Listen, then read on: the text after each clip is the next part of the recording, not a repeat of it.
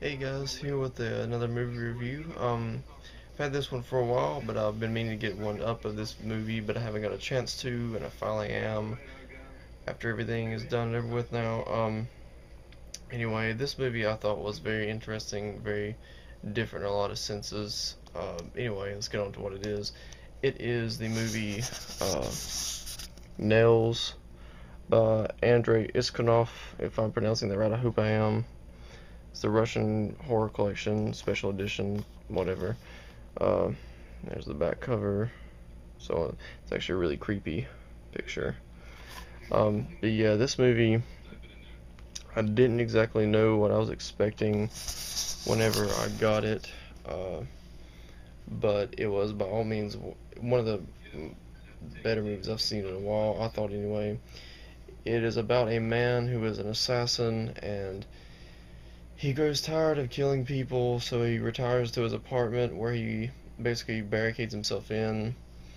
And the beginning of it, he nails into his head because he had read about trepanation, which, if you don't know what trepanation is a very ancient practice of basically drilling a hole into the skull to release pressure, so to say, and it causes your neurological balance to become unbalanced, so you constantly feel in a state of relaxation, normal, so on and so forth. And in the movie, it shows that he had read a few of these things in books, and so he decides his own version of trepanation is to nail nails into his head, which explains the title. But as he begins to do this, he slowly starts to slip his grip on reality. If you couldn't tell by his first idea, that's kind of like the first slip into a, fall down the stairs. And as the film progresses, it kind of shows and portrays in a very art house kind of way of his mental instability continuing and growing. Honestly, there are a lot of scenes in this movie that aren't realistic. They're gory and they're graphic. They're not realistic though. But the descent into insanity is one of the best depictions I've ever seen.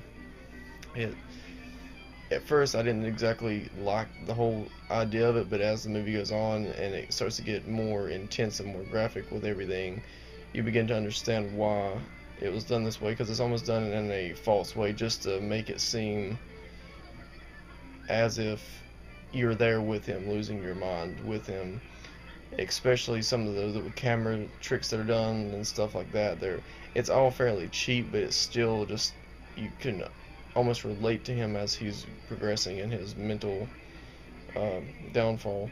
Anyway, the movie goes on, and he learns then, or he doesn't learn, but his girlfriend learns of what he's doing, and she comes over, and it's during this point where she's there, he actually does a trepanation. He actually does do the drilling into his head with some kind of drill.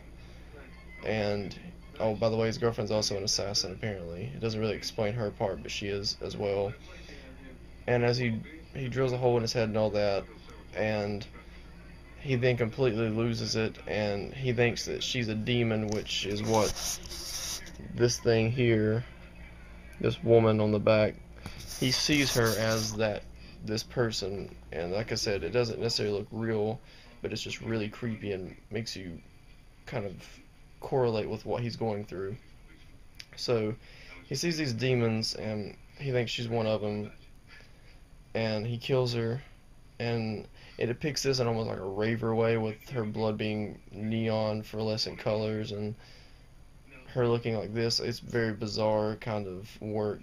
But he then, after he's done all this, he's drilled a hole into his head, he's killed his girlfriend, he goes into the bathroom, takes a Dremel tool with like a saw blade type thing on the end, and he actually begins cutting a hole in his skull out, and he's going to pull out the brain matter.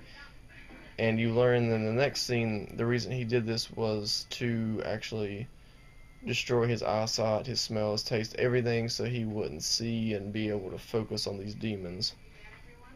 And this is, kind of his way of, coping with life.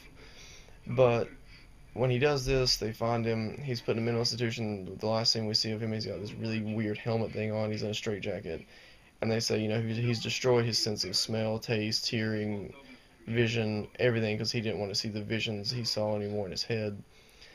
And as the movie's ending, the very end, we see that the demons he saw through his eyes, he's seeing inside of his head, and it is his girlfriend and this other demon that he's seen, or so-called demon he's seen before. And the movie ends with us to understand that he has completely destroyed himself because he slipped into insanity, but now he is locked down in a room in a jacket where he cannot move, constantly with these visions of what he's done in his life. So basically he's made himself live in his own hell that he's been trying to escape from. So that was a very interesting twist on the end of the movie, I thought, just kind of the way it ends and everything. This movie was definitely worth checking out, and I got it for fairly cheap as well. Mine is kind of in a rough shape, but it's whatever. Also, if you don't know, and the reason I mentioned the name Andrey Iskanov, if you don't know who that is, he also done the Philosophy of a Knife and Visions of Suffering films, which are both pretty good as well. And this was released through Unearthed Films, but yeah, this is definitely worth checking out. It's a very odd, bizarre movie. I liked it a lot myself. It's like I said, it's a horror movie, but it's also very art house. And for some reason, it put me in the mindset of the pig fucking movie, which I don't know why, but it just did. I guess because of some of the effects and stuff.